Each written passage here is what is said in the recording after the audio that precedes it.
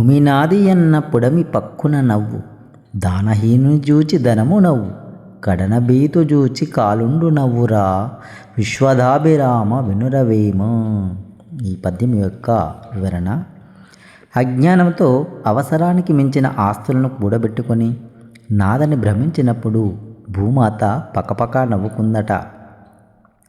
నాది నాది అనుకున్నదేది మనతో రాదనే సత్యం తెలిసినా సరే వాటి కోసం మనం పడే ఆరాటం, పోరాటం చూసి దానం చేయటంలో ఉన్న గొప్పతనాన్ని కోల్పోయినప్పుడు ధనం నవ్వుకుంటుంది.